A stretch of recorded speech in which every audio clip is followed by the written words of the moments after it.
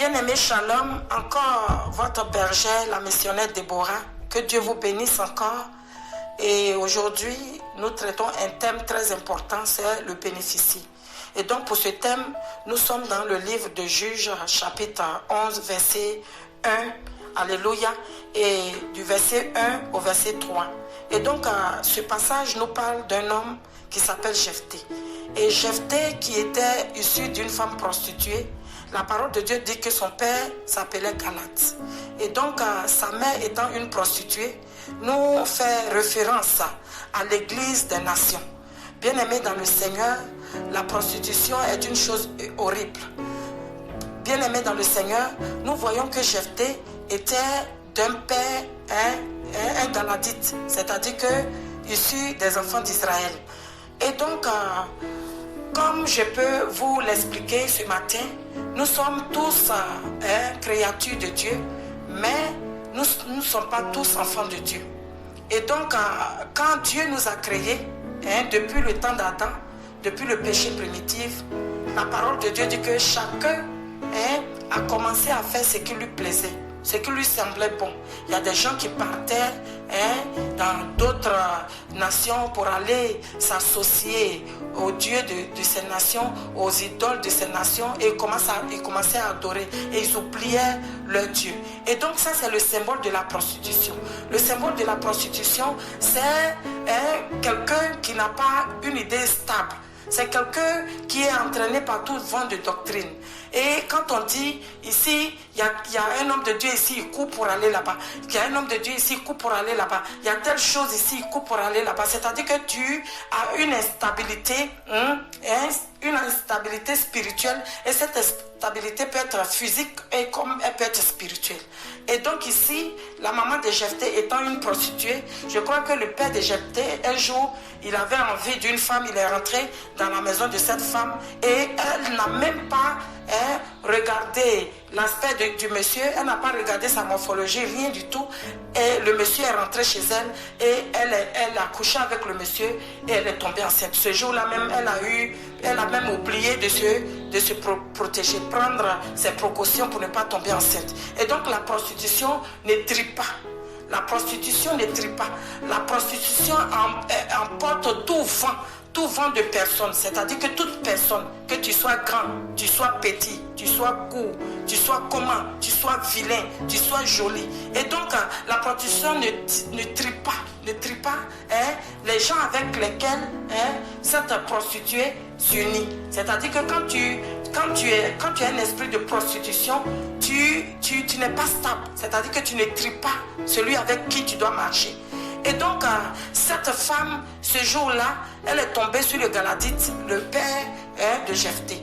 Et ce jour-là, elle est tombée enceinte. Quand elle est tombée enceinte, quand elle a accouché, elle a emmené l'enfant à son père. Et donc, Jephthé a grandi avec son papa. Mais ce qui est plus beau dans ce passage, c'est que Jephthé, en grandissant, il a appris les lois de sa nation. Il s'est attaché à la loi de son père. Et donc, bien-aimés dans le Seigneur, nous voyons que pendant que Jephthé était dans la maison de son papa, il savait beaucoup de choses sur l'histoire d'Israël. Et donc, le père a eu des enfants avec la femme légitime, c'est-à-dire que sa femme qui était avec lui à la maison. Et donc, les enfants ont grandi. Quand les enfants ont grandi, les enfants ont dit, mais ça c'est qui ça? On n'est pas de même mère. Mais qui est sa maman? Et leur mère va leur dire que c'est l'enfant d'une prostituée. C'est l'enfant d'une prostituée. Vous savez, l'histoire rattrape toujours. C'est pourquoi dans la vie, il faut poser des bonnes actions. À cause de tes enfants, il faut poser toujours des bonnes actions. Parce que l'histoire rattrape. C'est-à-dire que Jephthé n'avait pas de père à la maison. Un peu seulement, toi, tu n'es pas l'enfant de notre maman. Tu n'es pas un fils légitime. Parce que le fils légitime, c'est celui qui est issu du père et de la mère, qui sont ensemble sous le même toit et qui adorent le même Dieu. Et donc, nous voyons ici que Jephthé, dans la maison de son père, il n'avait pas vraiment, vraiment de paix. Mais ce qui était intéressant, ce qui est encore intéressant dans ce passage, la parole de Dieu nous dit qu'il est un vaillant héros. Et donc, quand nous prenons un vaillant héros, nous voyons que c'est quelqu'un qui ne recule pas devant des guerres. Et donc quand il y avait des moments difficiles, même quand il était avec ses frères, quand quelque chose voulait attaquer ses frères, il était prêt à défendre. Et donc ils ont constaté, ils ont remarqué dans cet enfant quelque chose de différent. Ils ont remarqué dans cet enfant quelque chose de bien coordonné. Et donc c'est vrai que sa maman était prostituée, mais sa maman l'avait laissé à l'éducation de son père. Et donc Jephthé avait acquis une éducation contrairement à l'éducation que sa mère avait eue.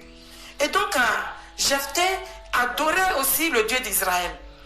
Et donc quand ses frères ont grandi, ils ont dit non, toi tu dois quitter la maison de notre père parce que tu n'hériteras pas avec nous. Parce que tu n'as pas droit à l'héritage. Et donc Jephthé, malgré la force que Jephthé avait bien aimée, malgré la force qu'il avait, il pouvait tuer ses frères et s'imposer dans la maison de son père. Mais Jephthé respectait les lois établies. Bien aimé dans le Seigneur, Jephthé connaissait ses limites. Il se disait que c'est vrai, parce que quand il faisait référence à Genèse chapitre 21, versets 9 à 12, il a compris que la femme d'Abraham, la femme d'Abraham, son arrière-grand-père, la femme d'Abraham, Sarah, quand Sarah a accouché, que Abraham avait fait un festin, et pendant que les gens étaient en train de se réjouir pour la fête d'Isaac, on voit Ismaël qui était un peu plus grand, qui a commencé à rire et qui se moquait de Sarah. Une vieille femme comme ça, c'est maintenant toi tu fais enfant, jusqu'à les gens viennent pour fêter. Vous voyez, toujours des gens qui viennent pour mettre la zizanie dans le foyer des gens. Et donc, quand Sarah l'a vu, vraiment ça a tellement déplu à Sarah. Sarah a dit à Abraham, non, cet enfant-là et sa mère, tu dois les chasser. Moi, je ne veux plus les voir parce qu'ils ne retireront pas avec mon fils Isaac. Ce fils-là, cet Ismaël-là, ne va pas partager l'héritage de mon fils Isaac. Et donc, Abraham, il était fâché parce que c'est son enfant. Vous comprenez? Abraham était fâché. Comment tu peux dire qu'Ismaël ne peut pas hériter avec Isaac?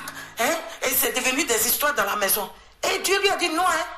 Non, Abraham, il faut écouter ce que Sarah est en train de te dire. Parce que c'est Isaac qui est le fils légitime. C'est Isaac qui est le fils de la maison. C'est Isaac qui est le fils de la femme légitime. Et donc tu dois écouter ce que Sarah est en train de te dire et chasser Ismaël avec sa maman Agar.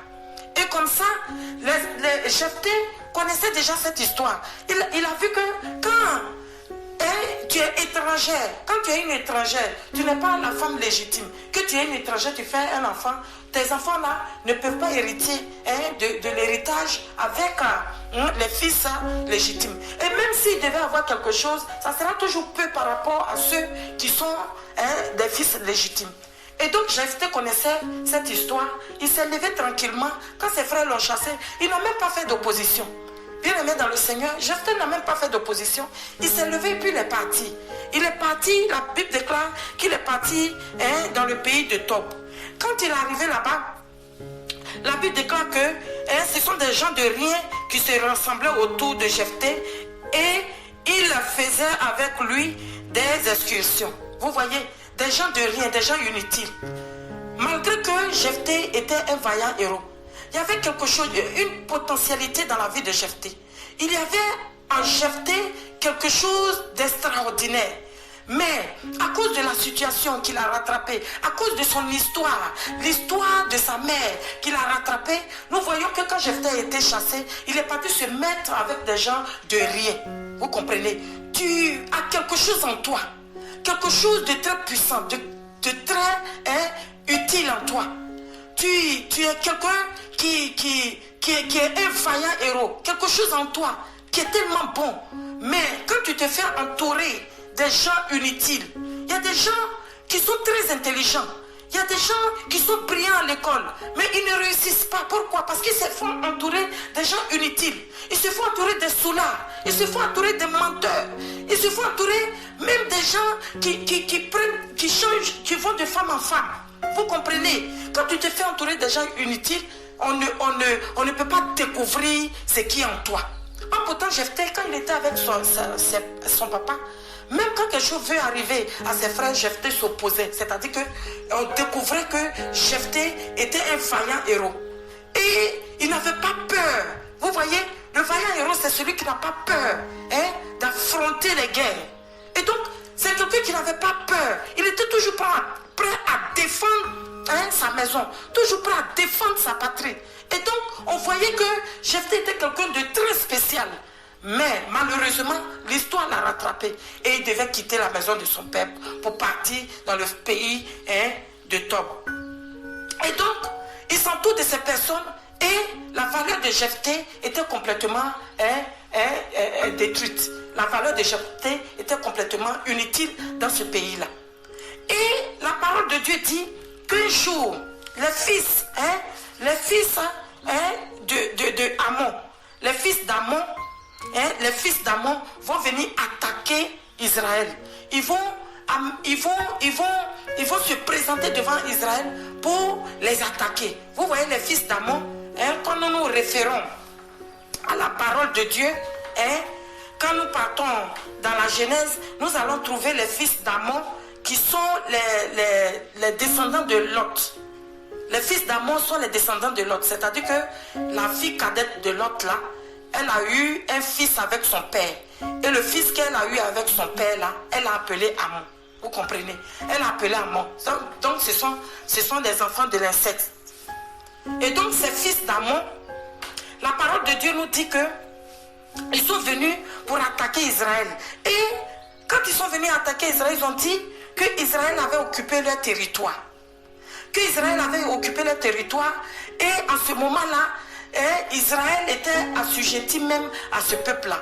Parce que Israël ne pouvait pas mener combat avec ce peuple, les fils d'Ammon. Et donc, la parole de Dieu nous dit que quand ils se sont vus menacés, les Galadites se sont vus menacés, sont allés dans le pays de Tob pour aller chercher Jephthé. Ils sont arrivés dans le pays de Tob et ils s'en vont chercher Jephthé. Il dit Jephthé, vraiment, c'est vrai qu'on t'a chassé, mais ce que toi tu fais là, ce que tu es là, tu es unique à l'être et tu es unique à le faire. Et donc, vraiment, il faut venir nous aider. Jephthé dit, mais vous m'avez chassé. Quand les fils de mon père me chassaient, vous étiez là, vous n'avez rien dit. Et c'est maintenant, vous cherchez mon aide. Et donc, on va signer un pacte. Si moi je me mets devant vous, que je gagne cette bataille, je vais vous guider. C'est moi qui serai à votre tête. C'est moi qui vais vous commander. Et donc, les fils d'Israël ont accepté les conditions qui ont été posées. Et quand Jephthé est arrivé dans le pays des Galadites, la parole de Dieu dit qu'il allait devant le Seigneur d'abord pour aller sceller ce qui a été dit dans la présence de Dieu. Et donc Jephthé était un homme qui connaissait la valeur de son Dieu, qui connaissait les potentialités, les puissances qui sont cachées dans la présence de Dieu quand tout simplement tu connais ton histoire. Et donc, Jephthé, la parole de Dieu dit que Jephthé a amené des messagers au fils, des messagers au roi des fils d'Ammon. Et donc quand il amène des messagers, il dit mais dis-moi pourquoi tu me combats? Qu'est-ce qu'il y a entre toi et moi pour que tu viennes me faire la guerre et que tu viennes faire la guerre à mon pays? Et donc la parole de Dieu nous dit que les fils d'Ammon vont répondre pour dire à Jephthé, vous avez occupé notre territoire. Et voilà où l'histoire va commencer. Vous avez occupé notre territoire. Et donc, Jephthé dit, mais comment?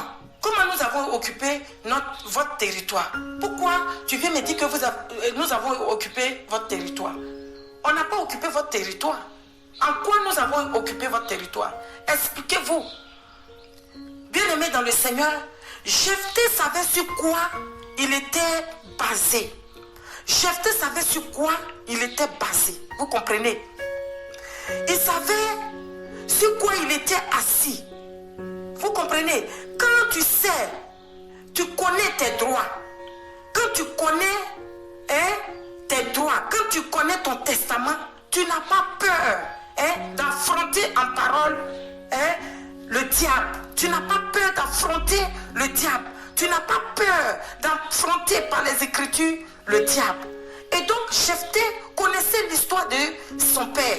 Il connaissait l'histoire de ses pères du peuple d'Israël. Mais aucun, avant Jephthé, n'a demandé au fils d'Amon, pourquoi tu me fais la guerre? Aucun ne leur avait posé la question. Parce que, bien aimés dans le Seigneur, les gens ne connaissaient pas leur histoire. Ils ne savaient pas de quoi étaient faits les fils d'Israël. Ils ne connaissaient rien de tout ce qui se passait. Et donc quand tu ne connais rien, quand tu ne connais pas tes droits dans la parole de Dieu, le diable va toujours te réclamer ce qui t'appartient. Il va toujours te réclamer ce qui t'appartient. Il faut connaître la parole de Dieu, bien-aimé. Il faut connaître, t'attacher à la parole de Dieu. Parce que quand nous prenons Matthieu chapitre 4, verset 8 à 9, la parole de Dieu nous dit du verset 8 à 9, le diable le transporta encore sur une montagne très élevée, lui montrant tout le royaume du monde et leur gloire. Et il dit, je te donnerai toutes ces choses si tu te prosternes et m'adores. Alors Jésus lui dit, alors Jésus lui dit, retire-toi Satan, car il est écrit, tu adoreras le Seigneur ton Dieu et tu serviras lui seul. Bien-aimé, voici ce que Jésus dit au diable. Le diable parle, mais Jésus dit sur la base des Écritures. Et Jésus dit au diable, il est écrit. Et quand nous prenons ce que Jésus a dit, nous allons prendre cette référence dans le livre de Deutéronome chapitre 10, verset 12. Voici à quoi le Seigneur Jésus se réfère. Il dit, maintenant Israël, que demande de toi l'Éternel ton Dieu? Si ce n'est que tu craignes l'Éternel ton Dieu, afin de marcher dans toutes ses voies, d'aimer, bien-aimé, la parole continue d'aimer et de servir l'Éternel ton Dieu de tout ton cœur, de toute ton âme. Bien-aimé dans le Seigneur, voici ce que le Seigneur dit au diable. Il dit, c'est toi qui il est écrit que tu adoreras l'Éternel ton Dieu et tu ne serviras que lui seul. Et quand nous prenons Deutéronome chapitre 10 au verset 20, nous voyons le verset 20. Au verset 20, tu craindras l'Éternel ton Dieu, tu le serviras plutôt, tu t'attacheras à lui et tu jureras par son nom. Et donc, ici, dans ce verset, on parle encore de servir uniquement que le Dieu suprême, le Dieu tout-puissant. Et donc, bien-aimé dans le Seigneur, quand tu ne connais pas la parole de Dieu, tu seras dupé par le diable. Jephthé connaissait la parole de Dieu. Jephthé connaissait parce que Jephthé a dit au roi des fils d'Amon, il leur a dit, nous n'avons pas occupé votre territoire illégitimement. C'est Dieu qui nous a donné votre territoire. Nous le possédons parce que Dieu nous l'a donné. Ça fait 300 ans que nous possédons vos territoires. Parce que quand nous étions sortis d'Égypte, quand nos pères étaient sortis d'Égypte, on vous avait demandé un service. Nous avons demandé un service à Sion. Nous avons demandé un service à Sion. C'est-à-dire que Sion, c'était le roi des fils d'Amon. Et donc, dans le temps, Sion, qui était le roi des fils d'Amon, le peuple d'Israël avait demandé à Sion de les laisser passer par leur territoire. Et la parole de Dieu dit que Sion n'a pas eu confiance à Israël. Et donc, Sion n'a pas donné à Israël de passer par son territoire.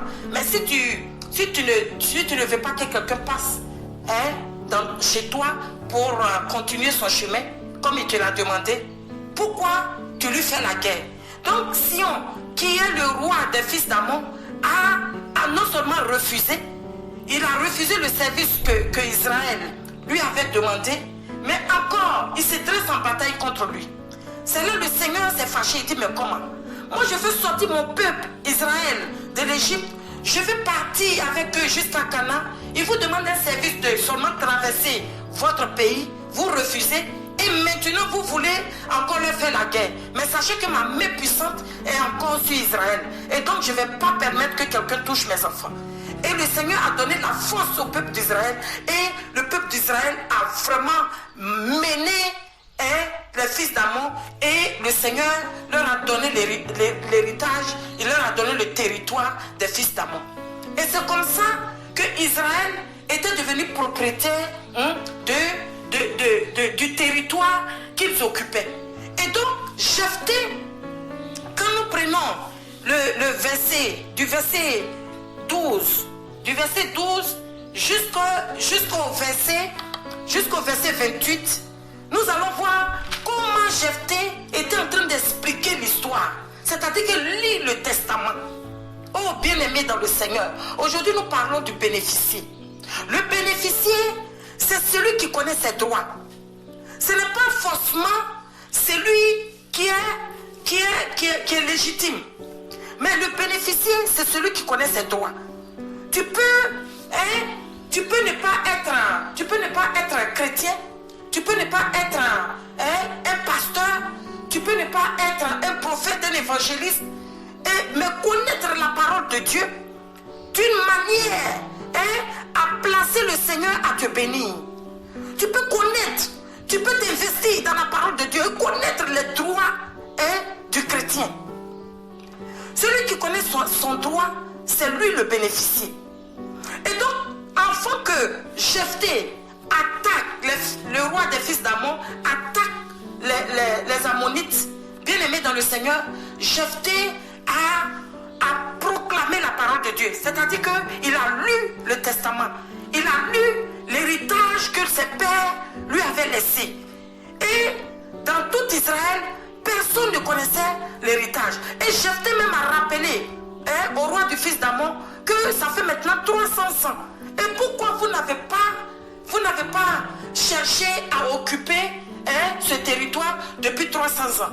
Et donc quand le temps passe, le diable fait de sorte que nous puissions oublier certaines vérités bibliques, certaines vérités dans notre testament. Bien-aimé dans le Seigneur, le diable fait que tu oublies certaines vérités. Quand le temps passe, vous savez, les chrétiens qui sont là, plus le temps passe, ils deviennent froids. Plus le temps passe, au lieu que ça les aide à mieux faire, au contraire, ils reculent. Pourquoi? Parce que le diable fait en sorte que le chrétien puisse être ignorant de sa légitimité. Il puisse être ignorant de son testament. Donc, il attire les regards du chrétien sur des choses inutiles. C'est-à-dire comme, non, celui-là m'a regardé mal, et celui-là m'a fait ça, et celui-là m'a fait ça. Pendant que tu es en train de t'occuper de ça, l'ennemi est en train de gagner du terrain. L'ennemi est en train de te vaincre.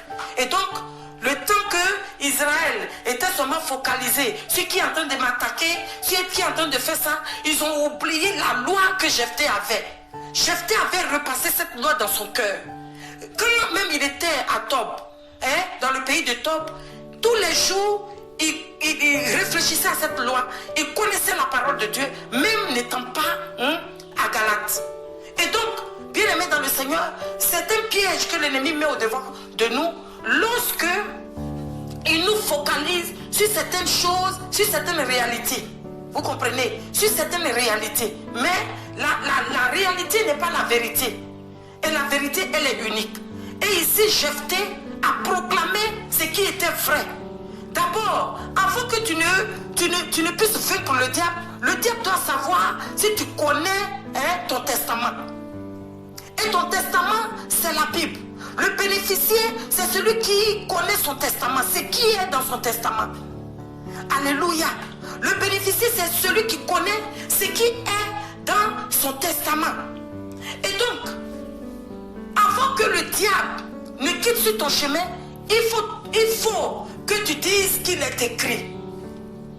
Les chrétiens qui ne connaissent pas la parole de Dieu, ils ne connaissent rien.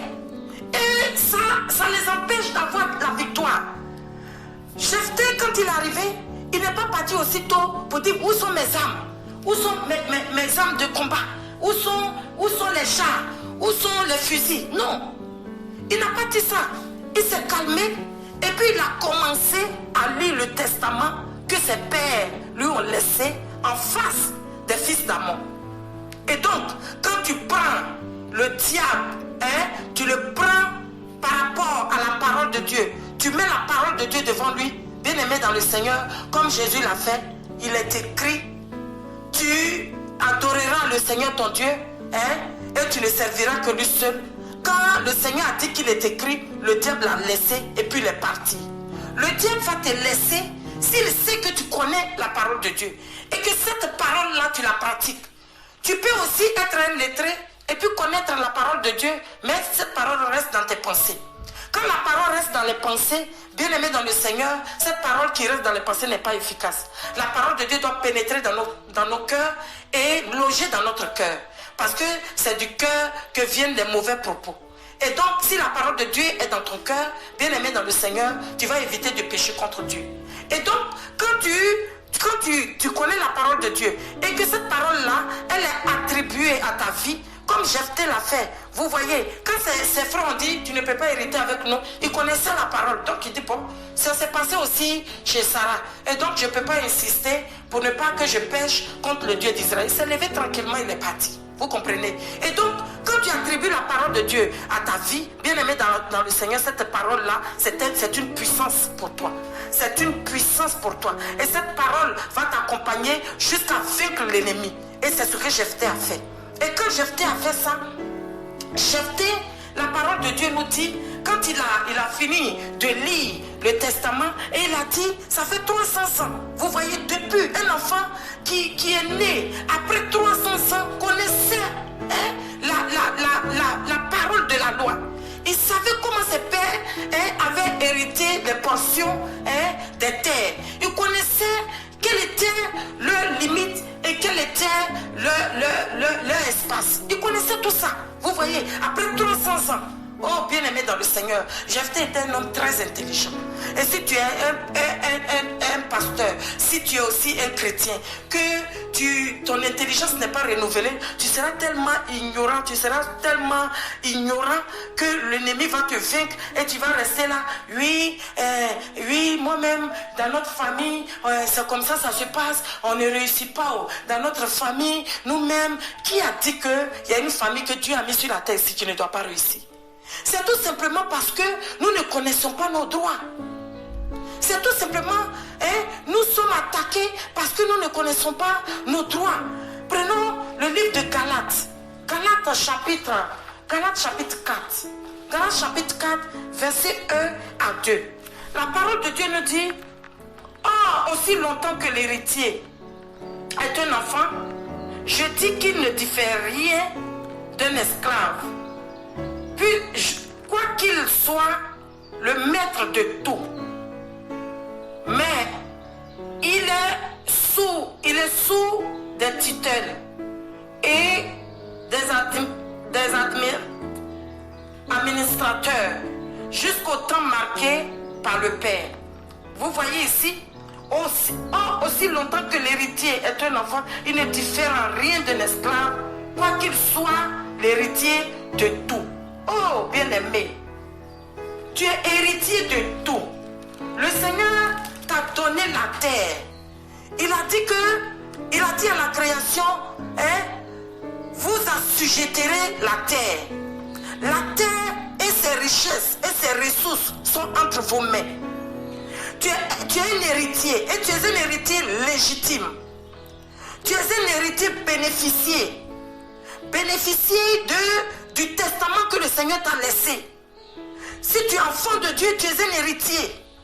Mais aussi longtemps que l'héritier est un enfant, il ne diffère rien d'un esclave. Vous comprenez la parole de Dieu. Et c'est pourquoi nous voyons que ce sont des païens qui bénéficient de tout ce que le Seigneur nous a laissé. Pourquoi? Parce que nous sommes des enfants dans la tête. Nous sommes des enfants dans la tête. Nous n'avons pas atteint une maturité encore spirituelle qui nous permet de connaître nos droits et nos devoirs. Et donc l'héritier va rester enfant. Et il ne diffère rien d'un esclave. Et si tu ne diffères rien d'un esclave, bien-aimé dans le Seigneur, tu seras sous la tutelle des administrateurs jusqu'au temps marqué par le Père. Et donc, jusqu'au temps marqué, jusqu'à ce que tu prennes conscience de ce que papa t'a laissé. Oh, bien-aimé, quand tu es encore enfant face à ton héritage, quoi qu'il en soit, tu n'es pas maître. Et donc, c'est un autre, c'est un maître qui te guide. C'est quelqu'un d'autre qui te dirige. Tu n'arrives pas à bénéficier. Tu n'arrives pas à rentrer en possession de ce qui t'appartient. Parce que, bien-aimé dans le Seigneur, tu ne connais pas le contenu de l'héritage. Et donc, tu ne peux pas bénéficier. Le bénéficier, c'est celui qui connaît le contenu de ce qui lui a été laissé. Et donc, bien-aimé, nous voyons ici Jephthé qui, en face des fils d'Amon, proclame, il déclare tout ce qui a été laissé par ses pères, même 300 ans avant. Il a dit, mais pourquoi, pendant que mes pères vivaient encore, pourquoi vous n'avez pas réclamé vos terres? Pourquoi vous ne les avez pas fait? Et c'est maintenant, vous voulez venir, parce que vous pensez qu'il n'y a personne ici qui connaît l'histoire. Vous comprenez? Et donc, l'ennemi cherche toujours à gagner du terrain quand les gens sont ignorants. Bien-aimé dans le Seigneur, c'est ainsi que Jephthé a dit, il a dit à Dieu. Alléluia. Avant même que Jephthé ne dise quoi que ce soit au Seigneur, bien-aimé, nous allons voir quand Jephthé a fini de parler au fils, au roi des fils d'Amon, la parole de Dieu dit que les rois des fils d'Amon n'écoutent pas. Pourquoi? Parce que même quand tu déclares la parole de Dieu, l'ennemi cherche de faire un peu de résistance. Il est déjà vaincu, mais il fait comme s'il est encore dans ses droits. Et donc s'il a encore des droits sur toi, bien-aimé dans le Seigneur, la parole de Dieu dit que le roi des fils d'Amon n'écouta point les paroles de Jephthé. Et puis, qu'est-ce qui se passe? Quand Jephthé finit de proclamer, l'esprit de l'Éternel fut sur Jephthé. Vous voyez, quand tu connais la parole de Dieu et que tu la pratiques, le Saint-Esprit t'accompagne en toutes choses. L'esprit de l'Éternel fut sur Jephthé. Et puis l'esprit maintenant va le faire traverser Galaad, Manassé, va le faire passer dans certaines zones. Et puis il va commencer à marcher contre les fils d'Amon. Il va commencer à marcher contre les fils d'Amon. Et la parole de Dieu dit que Jephthé fut un vœu à l'Éternel. Écoutez le vœu de Jephthé. Jephthé fut un vœu à l'Éternel et dit, si tu livres entre mes mains les fils d'Amon, quoique sorti, quiconque sortira des portes de ma maison au devant de moi, à mon heureux retour de chez les fils d'Amon, sera consacré à l'Éternel et je l'offrirai en holocauste. Donc, Jephthé fait un vœu à l'Éternel, malgré qu'il a l'Esprit de Dieu, mais dans son cœur est encore poussé à faire un vœu à l'Éternel. Vous comprenez? Il dit que si tu me fais retourner d'un heureux retour, si tu me livres cette bataille-là entre mes mains, que je reviens avec la victoire, Seigneur, celui qui va sortir de ma maison, qui qu'il soit, te sera en holocauste. Or, nous avons déjà vu que l'holocauste, c'est un sacrifice consumé par le feu. Et donc, l'holocauste, on ne divise pas l'holocauste. L'holocauste, on le brûle sur l'autel et on brûle tout ce qui est dans l'animal, tout ce qui compose l'animal, et le parfum, cette fumée monte à Dieu. Et c'est ce parfum-là que Dieu agrée. C'est-à-dire que quand tu fais des holocaustes au Seigneur, le Seigneur agrée les holocaustes que tu lui fais. Parce que c'est un cœur que tu donnes à Dieu, tu lui donnes tout ce que tu es et ce que tu as. Et voici Jephthé qui revient de la guerre. La parole de Dieu dit que Jephthé a tellement malmené les fils d'Ammon, il les a tellement humiliés, il revient, il était très content. Dès qu'il a franchi la cour de sa maison, c'est sa fille, oh bien-aimée, la fille de Jephthé qui sort avec un tabouret. Elle commence à taper un tam-tam et elle commence à dire: oh, mon papa est revenu. Elle commence à glorifier Dieu, elle commence à danser, elle commence à vraiment faire des pas de danse extraordinaires, ce qu'elle n'a jamais fait. Elle a commencé à le faire. Quand Jephthé l'a vu, il a déchiré son habit. Il dit: vraiment, ma fille, tu me mets dans l'abattement, tu es au nombre de ceux qui me troublent. J'ai fait un vœu à l'Éternel et je n'ai pu révoquer ce vœu. Oh bien-aimé, Jephthé était un homme très très très courageux et un homme de parole. Oh bien-aimé, un homme de parole. Il y a des chrétiens, quand ils font des vœux à l'Éternel, le jour que leur vœu là s'accomplit, ils quittent l'église. Ils quittent l'église sous beaucoup de prétextes. Mais voici quelqu'un qui est un homme de parole. Jephthé, il fait un vœu à l'Éternel, il dit: qui que ce soit qui sortira de ma porte sera un holocauste. Ça veut dire que je vais le brûler au feu pour toi, Dieu. Je vais te l'offrir en holocauste. Que ça soit un mouton, que ça soit un poulet, que ça soit un homme, mais c'est celui qui sort seulement, je te l'offre. Et donc, bien aimé dans le Seigneur, à sa grande surprise, c'est sa propre fille. Et la parole de Dieu dit qu'à part cette fille-là, il n'avait pas d'autre enfant. Il n'avait pas de fils, il n'avait pas de fille à part cette fille. C'est-à-dire que son unique enfant. C'est son unique enfant qui sort de sa maison et qui vient en dansant. Bien aimé dans le Seigneur, de toi et moi, quelle décision tu aurais pris? Quelle décision tu aurais pris face à cette réalité? Bien aimé dans le Seigneur, Jephthé pouvait dire: mais moi j'ai déjà vaincu les fils d'Ammon. Et puis, bon, je suis déjà chef. Je suis déjà chef des enfants d'Israël. Mais j'ai déjà tout. Donc, c'est pas la peine, c'est ma fille. Et puis c'est mon unique. Pourquoi je dois la sacrifier? Je pensais que c'était un mouton qui devait sortir, ou bien le fils de mon serviteur, ou bien mon serviteur lui-même, j'allais l'offrir à Dieu. Mais c'est ma propre fille qui sort comme ça au devant de moi. Il pouvait renoncer. Mais qu'est-ce que Jephthé a dit? Jephthé a dit à sa fille que vraiment j'ai fait un vœu à l'Éternel et je ne peux pas le révoquer. C'est la parole du roi qui est irrévocable. Donc Jephthé se met dans la peau de Dieu. C'est-à-dire que quand Dieu fait une promesse, il accomplit. Quand Dieu fait une promesse, il accomplit.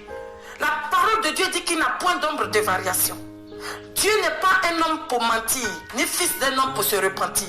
Ce qu'il dit, il le fait. Et donc voici Jephthé ayant le cœur de Dieu.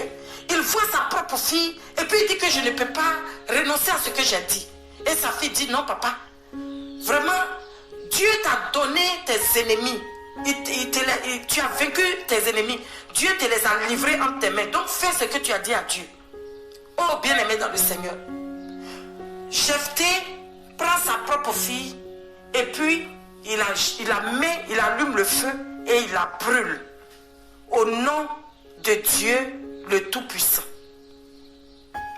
De toi et moi, regarde les petites promesses que nous faisons à Dieu, nous n'arrivons même pas à les réaliser.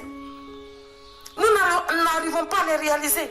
On fait des petites promesses à Dieu, des choses même qu'on peut faire, mais on ne le fait pas.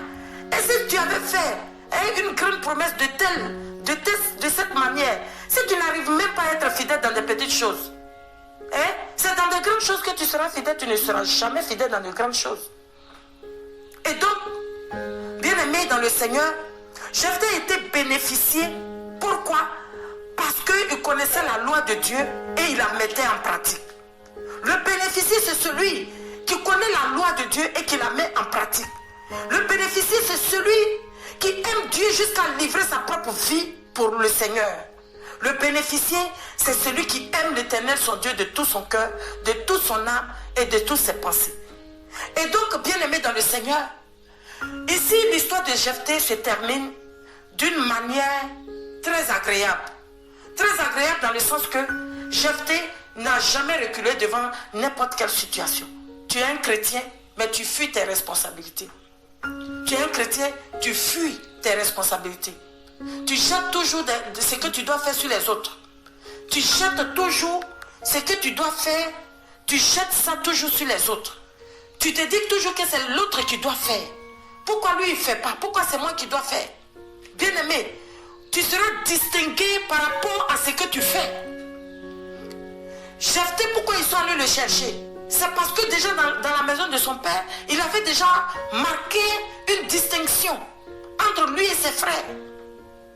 Tu veux que Dieu te confie de grandes choses, mais tu ne marques pas de distinction. C'est que tu as, tu gardes ça en toi, tu ne fais pas voir. C'est-à-dire que tu préfères ne rien faire. Tu préfères ne rien faire et dire que non c'est les autres, non c'est les autres, non c'est les autres. Je viens te dire que ce qui est en toi est grand. Sauf que tu es ignorant de ce qui est en toi. Tu te fais entourer des gens inutiles.